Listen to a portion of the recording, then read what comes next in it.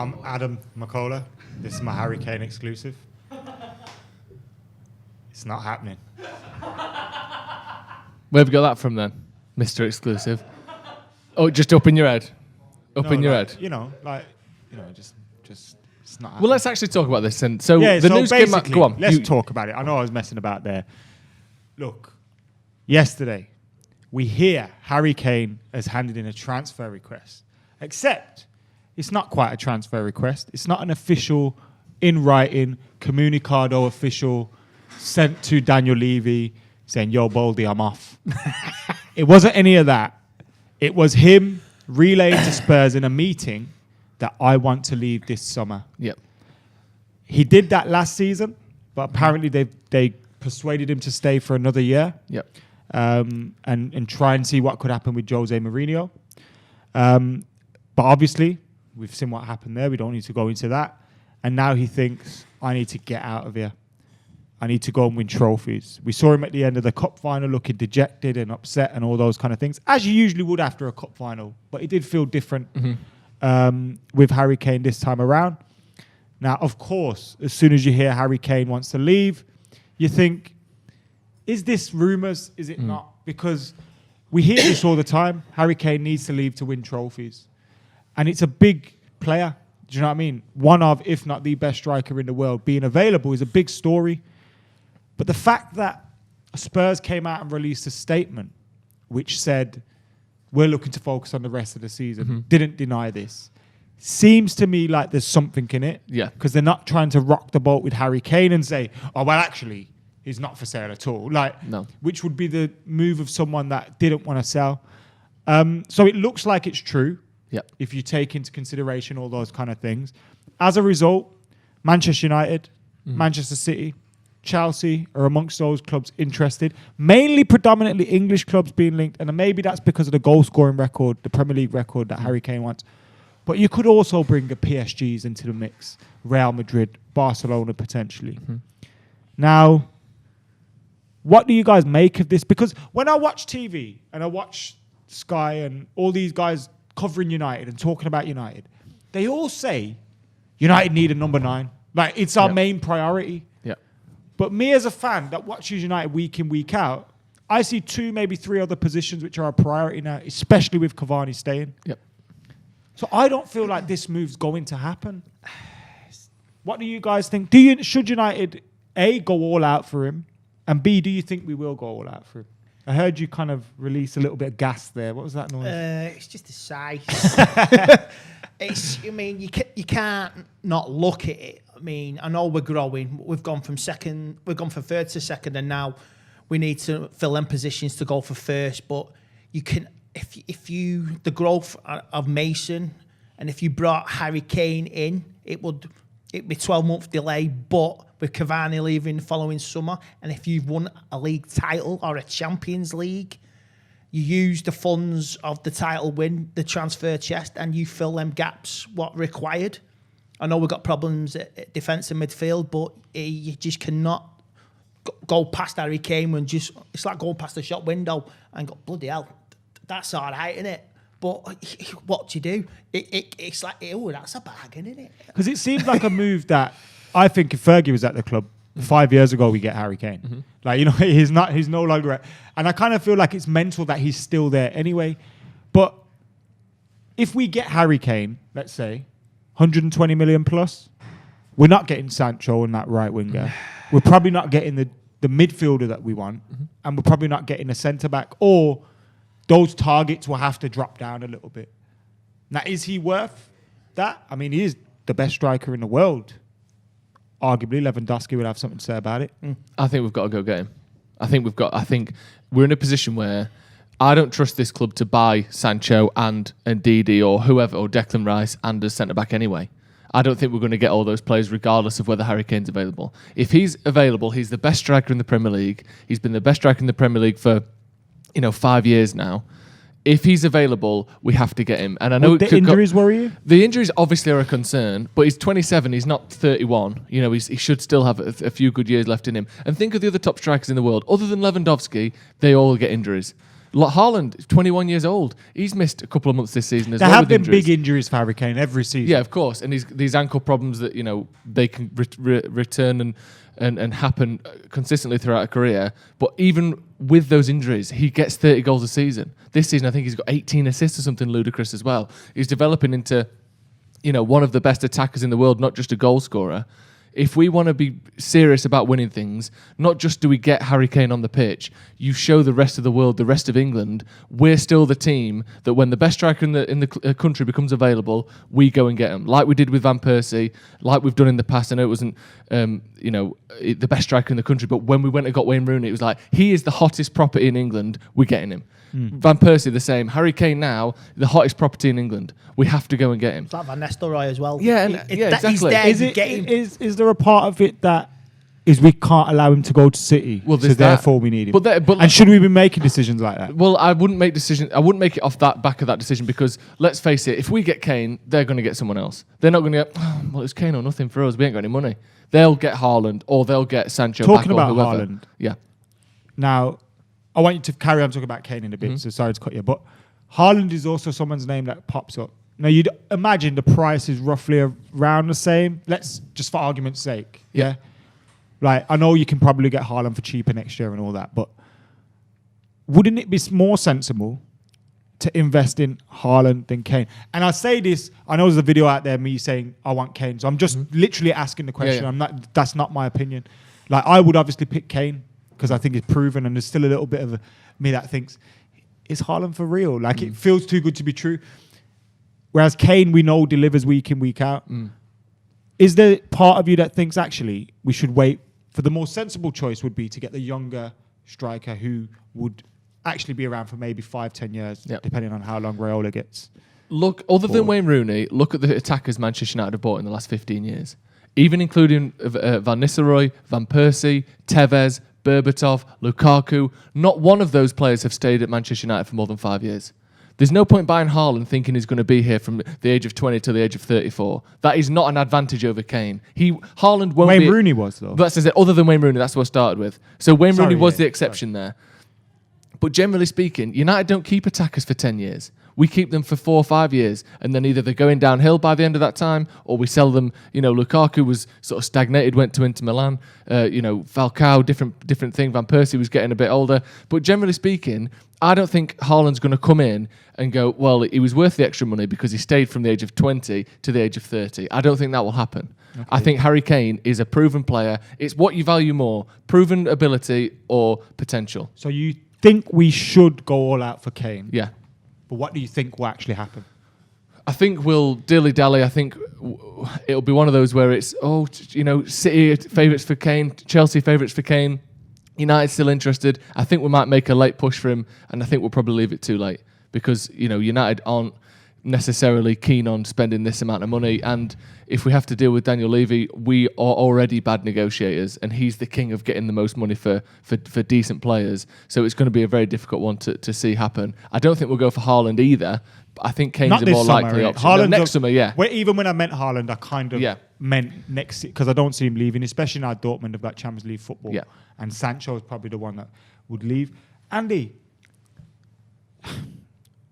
again, you could criticise me for almost thinking Sancho's a cert. But I feel like if we got Kane, we wouldn't get Sancho. So if you had a choice out of Sancho and Kane, we've already discussed the Haaland bit. If we had a choice out of Sancho and Kane this summer, who do you get? It's still Kane, because you just cannot turn something like that down, because it gets you goals. I mean, if you get to the last 4 of a Champions League semi-final, it can get you goals to get you to a final and win you a final. I mean, the 3 semi-finals from the season before, even this season, the semi-finals, is a difference between winning something or getting to a final. That's the difference. And look at Tottenham. Maybe Tottenham have started this themselves. Sat Mourinho week before the cup final and put in a second-rate trainee manager. And you don't do that. And maybe that played on Harry Kane's mind that week. I think regardless of who steps in, they could say we're getting Tottenham shot themselves in the foot tomorrow, and he'd be like, yeah, I'm cool, I'm off. Yeah. I think that's got to that maybe point. Maybe if Tottenham and I kept Mourinho. They would have won the League Cup and finished 4th. You could have kept him and convinced him to stay. But I know. But that's it's Tottenham. Theoretically. Yeah. Tottenham. And even that, I don't think he stays. I think it's come to that point now where he's like, I've given you guys too much and I haven't got anything in return. Sid jumps in with a super chat saying, lads, we have to get Jason Sanchez before any striker. How long are we going to play with no right winger? And to answer the question that I asked you guys, I would go for Sancho. Really? Seriously. The reason being is I think Ollie wants Haaland anyway. I think Haaland moves next summer.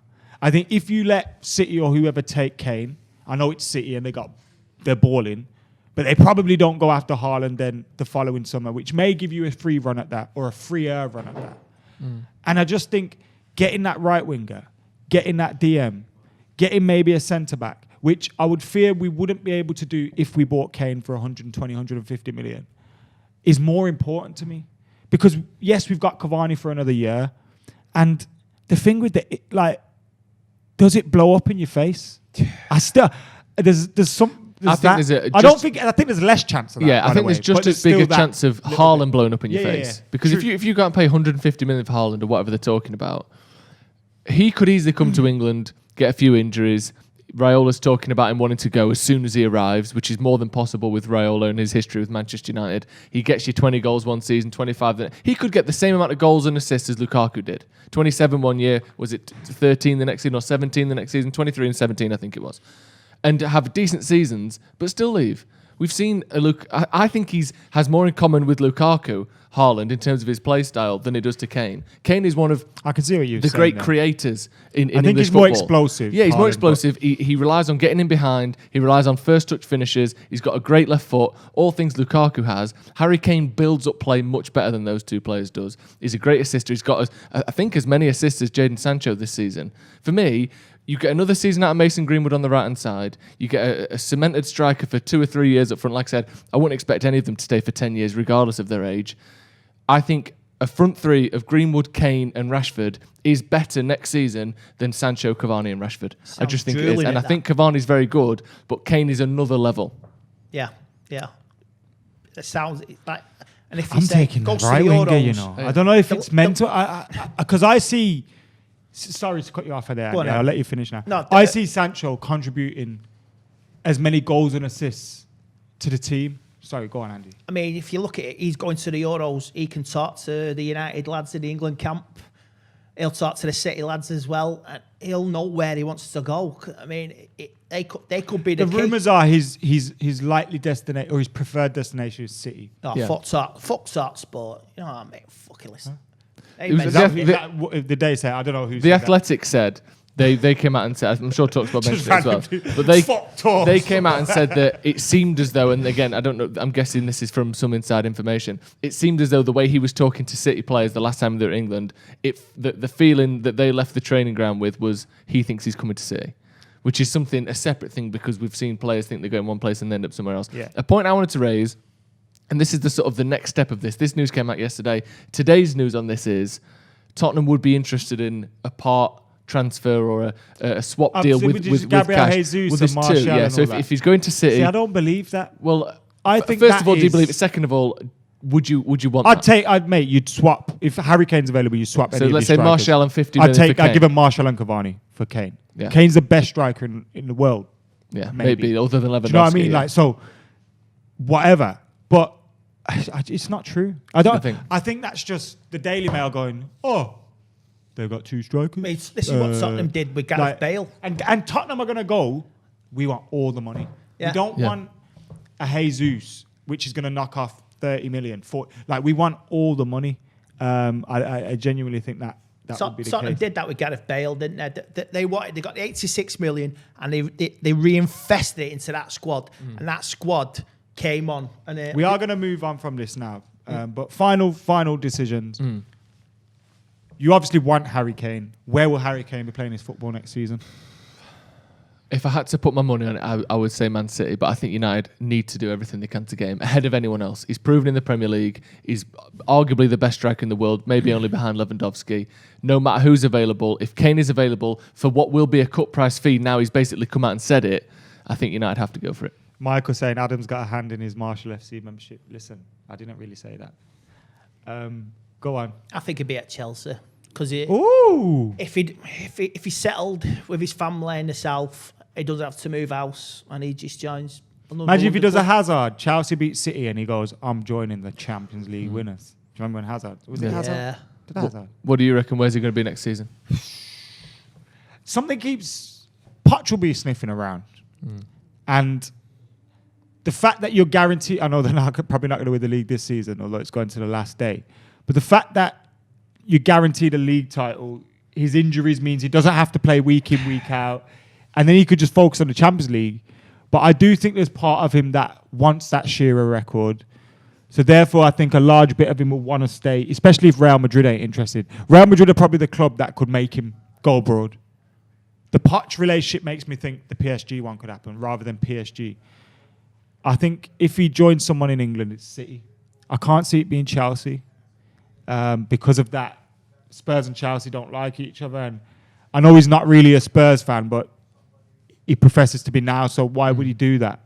So Campbell and I think went. City, Spurs fans, if he joins City, Spurs fans will go, he's joining for trophies. Like, because it kind of... That's what he's leaving for. Do you know what I mean? Maybe even United as well, but we haven't won anything in recent years, and he would probably think, is that a risk? So I don't think he'll be at Manchester United. And I also... Part of me feels we should step back, focus on our business, and just let that Harry Kane thing go. Seriously. Because what could happen is we get embroiled in this, we want Harry Kane. Yep. We fanny around for 2-3 months, like you alluded to earlier. We don't get Harry Kane. Someone beats us to him. We still haven't got Jadon Sancho. And now we're having a shit summer. Whereas I would just respect it if United went, boom, here's the money for Sancho. We need a DM. Let's try and sort out this Lingard thing. Like, boom. And then just, all right, now we need a centre-back. I don't mind if you're dilly-dallying about a Varane, but just get the business done. If you're going to get Kane and you're going to do it like that before the Euros, cool. But this could be something I see dragging on and just affecting our whole summer. And in the end, we don't get him. And if it does, we'll be covering it the whole way, won't we? And we'll be loving it. We'll be covering it anyway. It will go to the last day of the window. You know it will. Let's get a few of the people's thoughts at home before we move on from this topic. Dylan Burns says 150 million for Kane would blow all of our transfer budget. And Greenwood, Kane and Rashford. He won't be 150. Greenwood, no one's going to if he goes to an English club. No Greenwood, Kane and Rashford doesn't have the balance Sancho, Cavani and Rashford does. Almost. Jamie Usher says, I don't see the point of splashing for Kane when you've got Fred and McTominay in midfield who can't progress play forward. That's one of them he had me in the first half ones, isn't it? After it was like, you don't need Harry Kane, you've got to carry Harry Kane at home. And then Harry Kane at home is Fred and McTominay in midfield. But he actually meant we need to replace We them. have got Harry Kane at home. He's called Charlie McNeil. Is that his name? That's a good point, yeah. That'll do. He's going to score 50. If you want Kane and you want Sancho, then you sell one of the goalkeepers, use that money and fund it, and you get Sancho. Then use the rest of the kitty to get Kane. Watch this. Martial Pogba outscores goals. Kane when he's at City next season. What Martial's going to say? You heard it here Martial's first. going to outscore Pogba Kane. goals. He ain't. He is. If we keep Pogba, that's good. But if Pogba goes, there's transfer money as well. There we go. Right. Thank you for checking this out. I'm going to kind of outro this because this is going up later. Get your thoughts in the comments below. Like, comment, share, and subscribe. See you in a bit.